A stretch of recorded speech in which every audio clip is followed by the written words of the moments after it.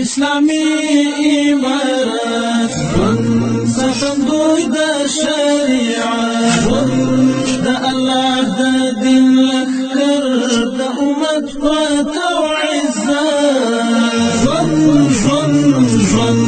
سمعنا واطعنا لا اله الا الله.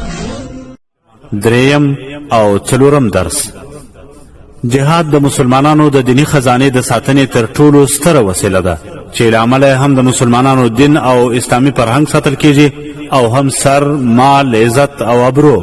خو کافران او د دوی ترڅنګ ولاړ غلامان د دې لپاره چې د مسلمانانو دینی گنج له منځه یوسي اصل اسلامي فرهنګ په غربي هغې بدل کړي، سر مال عزت او ابرو یې له ګواښ سره مخامخ کړي، نو د مسلمانانو ترمنځ د جهاد په اړه شبهات خپروي ترڅو مسلمانان ترې زړه توري کړي او له دفاع واچوي.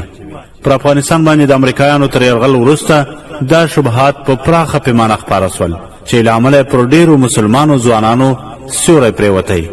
دا چې کافران او ترڅنګ یې ولاړ کسان د جهاد په وړاندې کوم شبهات وړاندې کوي، څنګه ځوانان د جهاد له سنګره راګرځوي او د دې شبهاتو ځوابونه څه دي، دې او دې ته ورته پوښتنې د جهاد په اړه شبهات تر سرلیک لاندې د قدرمن استاد قاری سعید خوستی صاحب د شرعي درسونو د لړۍ په څلورم درس کې ځواب سوي دي. اسلامی امارت سخندوی د شریعت د الله د دین لخر د امت فتو. الحمد لله والصلاة والسلام على رسول الله وعلى آله وصحبه ومن والاه ومن تبعه بإحسان إلى يوم الدين. د فکری جګړې تعریف او اقسام دیغه د وقایې طریقه طرز دا ټول مو ویل په تیرو درسونو کې کنه. فکری ارغل تعریف، فکری ارغل تاریخي شالید، د فکری ارغل موخه، د فکری ارغل وسایل، د فکری ارغل بد تاثیرات، د فکری ارغل څخه وقایه، بیا سیاسي او فرهنګي اقتصادي نظامی دا ټول ارغلونه مو مخکې بیان کړو. اوس دوی دلته یو څه سوالونه لیکلي، دغه سوالونه تاسو ته ځوابوم. د جهاد په اړه یو څو شبهات، د صلیبیانو او د دوی د اجیرانو په وړاندې د روان جهاد په اړه شبهات او د هغې ځوابونه. شاید ځینې شبهات ستاسو سره هم وي، خو هغه به تاسې ولیکئ. لکه مخکې مې درته وویل چې دا شبهات تاسې هر یو د ځان سره ولیکئ، بیا به سبا ته د موږ تاسې درس دغه سوالونه وي. کوم سوال تاسو په ذهن کې لرئ د امارت د جهاد په اړه، یا مثلا د راتلونکي نظام په اړه، اسلامي نظام په اړه، یا مثلا د امارت د پالیسۍ په اړه کوم سوال تاسو لرئ چې یاره دغه ځای صحیح نه ده، زما په نظر د امارت دا پالیسي غلطه ده، دا پالیسي غلطه ده، دغه ځای غلط دی، دا باید داسې نه وشوي، داسې شوي. دا ټول سوالونه به تاسو در سره نوټ کړئ، بیا به سبا زموږ ستاسې درس دغه وي. نن دغه د جهاد په اړه یو څو شبهې، عامې شبهې چې د منافقین دغه د کفر ملګري او دغه هغه علما چې هغه د دوی سره ملګري دي، هغه یو څو شبهې اچوي د مسلمانانو د موږ تاسو د مجاهدینو په ذهنونو کې. لومړی شبهه دوی دا غورځوي چې جهاد په کافر ملک کې فرض ده. کوم ځای کې چې اذان کېږي هلته جهاد نشته.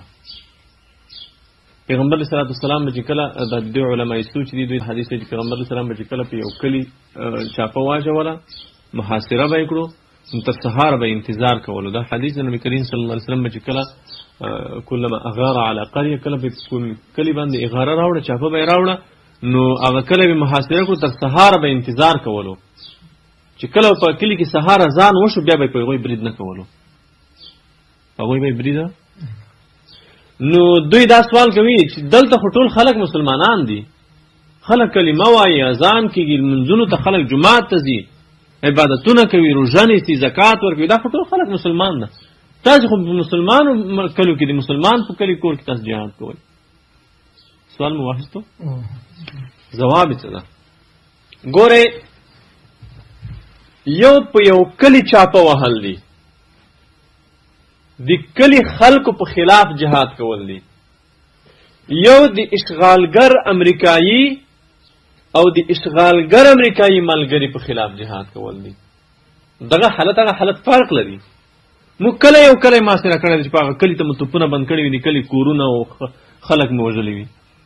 زما جهاد خو د ولس سره نه، ولس د ما د جهاد ملګری ده. خلق د ما د جهاد ملګری دي، ما ته شپه راکوي، ما ته ډوډۍ راکوي، ما ته ځای راکوي، ما ته لار راښیي. نو خو ما خو د خلکو خلاف جهاد نه اعلان کړی. ضرورت څه دا خو زما خپل ولس د مسلمان ولس د دې خلاف جهاد څنګه اعلانوم؟ زما جهاد د امریکایي خلاف، د امریکایانو د ملګری خلاف ده. نو هغه حالت دا حالت فرق لري. الته چې کله نبی کریم صلی الله علیه وسلم بک چاپا اچوله په یوه کلي باندې، الته به هدف هغه د کلي خلک وو. دا کلي کې به چې کوم خلک اوسېدل دغه به هدف وو، هغه به کافر وو. مونږ کله په یو کلي چاپا اچولې ده چې هغه د کلي خلک دی مونږ هدف وي. مونږ خو که چاپا اچوو یا په کمپین اچوو، د کمپین په یا د ملي اردو په قرارګاه اچوو، یا د امریکایانو په بیسه یا د امریکایانو په ملګرو اچوو، نو خو مونږ خو په کلي چاپا اچولې نه. دغه حالت هغه حالت فرق لري. او راشه بلې خبرې ته، د ملي اردو په قرارګاهو کې اذان کېږي، جوماتونه هم شته که نه، لمونځونه هم کوي، خو په جمع لمونځونه کوي. یو ملا هم ځان ته پیدا کړی وي، تهجد هم کوي. کله کله فکر یې د عکسونه ایستلي، دا نمایشي عکسونه تلاوت ته ناست، جومات کې ټول تلاوتونه ته ناست. ګوره یوه مسله زده کړئ، د امریکایي اشغالګرو یا په عموم کې د کافرو سره مرسته کول، دې حالت ته تولی ویل کېږي. تولی د مسلمان په خلاف د کافر سره مرسته کول، دا حالت د تولی ده. دا کوم حالت ده؟ حالت د تولی ده. دلته که چېرته ګوره یو خو دا د اردو د کفر حکم ده، هغې ته موږ تاسې نه ځو، ځکه موږ تاسې د علماو فتوا دا ده چې په دې اړه د کفر فتوا موږ نه ورکوو، احتیاط کوو په تکفیر کې. د تکفیر برخې ته موږ تاسې خپله راځوي، موږ تاسې ځان ته مستقل درس ده. خو تولی چې دا کله چې یو مسلمان د کافر ملګری شي، د مسلمان په خلاف د هغې سره کومک کوي، د دې مرګ واجب ده، دا واجب القتل ګرځي. او د دې لپاره موږ د تاریخ نه ډېر ثبوتونه لرو، ډېر اسناد لرو. دا حالت د تولی ده. یو حالت د موالات ده، یو تولی ده.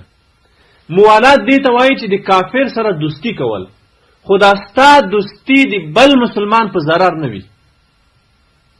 د کافر سره دوستی کوي، خو دا ستا دوستی د بل مسلمان په ضرر نه وي. یو تولی ده. تولی دا معنی چې د کافر سره دوستی، خو دا ستا دوستی د بل مسلمان په ضرر وي، یا ته د کافر دین خبولې، دا د کافر دین غوره بولې د خپل دین نه. دا حالت د تولی ده. او په افغانستان کې چې اوس کوم حالت د اردو ده، دا حالت د تولی ده. د دوی دا دوستی سبب د ماو ته د ټکولو ده که نه.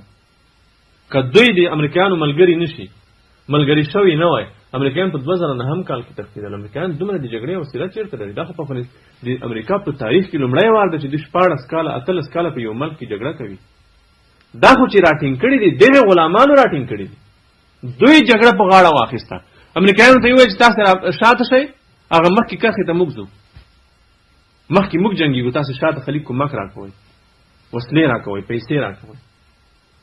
نو دغه حالت د تولی ده.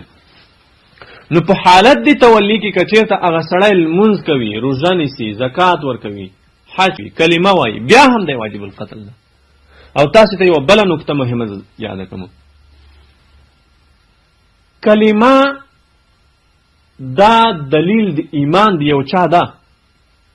څوک چې کلمه وایي هغې ته موږ مسلمان وایو، خو دلیل د حفظ د دم نه ده.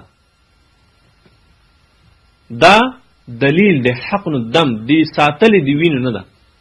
ځکه موږ داسې مثالونه لرو چې یو څوک به کلمه وایي، خو موږ ته به مرګ واجب وي. یو سړی د شادي شده ده، زنا یې وکوله، د مرګ واجب ده که نه؟ مرګ واجب ده. هغې پورې به موږ په کاڼو ولو تر څو پورې مو چې مړ کړی نه وي. کلمه خو وایي که نه؟ سمساره وبه. اوس ته به وایي چې دا خو کلمه وایي، دا ولې وژنې؟ یو سړی د باغی د په اسلامي نظام خروج کړی ده، کلمه وایي، ښه مسلمان د لمونځ کوي، روژه نیسي، زکات ورکوي، خو باغی د په اسلامي نظام خروج کړی ده، په موږ یې مرګ څه ده؟ واجب ده. اوس کلمه وایي، خو په مرګ یې موږ باندې واجب ده.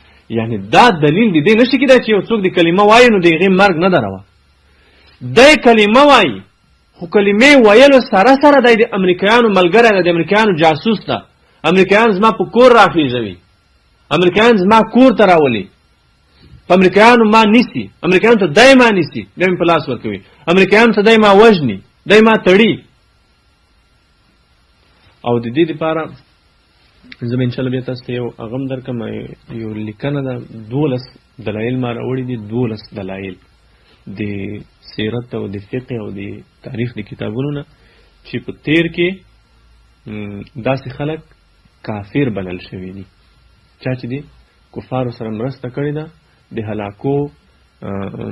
هلاکو سره ځینې قبایل په شام کې ودرېدل د مسلمانانو په مقابل کې د هلاکو سره ودرېدل هلاکو کافر وو نو علامه ابن خلدون رحمت الله علیه هغې د دوی د کفر فتوا ورکړه داسې امام احمد ابن حنبل په زمانه کې امام ابن تیمیه په زمانه کې داسې په ډېر 12 مثالونه دي خو یوه شي ته متوجه اوسېږي چې دا خلک موږ کافر نه بولو کافر یې ولې نه بولو هغه بیا د تکفیر په باب کې درته وایم چې دا کفر کې موږ احتیاط کوو خو مرګ یې روا ده مرګ څه ده دا یوه شبهه مو نوټ کړه ځان سره په حالت د موالات کې بیا مرګ نه دروا په حالت د موالات کې مرګ نه دروا ځکه حالت د موالات چې دا هغه یو خو مخرج د ملت نه ده بل هغه د موالات حالت چې دا هغه سبب د بل مسلمان د ضرر نه کیږي جرم ده حرام ده خو سبب د بل د مسلمان د ضرر خو نه ده کنه یو څوک کافر سره دوستی کوي خپلوي سره کوي تعلق وسره ساتي خو د دې تعلق خو د ما او ته په ضرر نه ده کنه نو دیو جنې مرګ روانه ده او دا فسق ده قران کې د حالت ته فسق ویل شوی دی حرام بلل شوی ده خو واجب القتل نه ده سړی حالت د تولی کې بیا واجب القتل بخشیده مینا فرای د ملل متحده یا د دفترو شناسیو رمضان حساب موالید سمته راځو د ملل متحد سوال هم دلته لیکلای ده ملګری ملتونه دا څوک دی او د حکم سره انګلیس کې څنګه تابع دی ترافیک نه ترافیک نه سبي ترافیک وجل نه جایز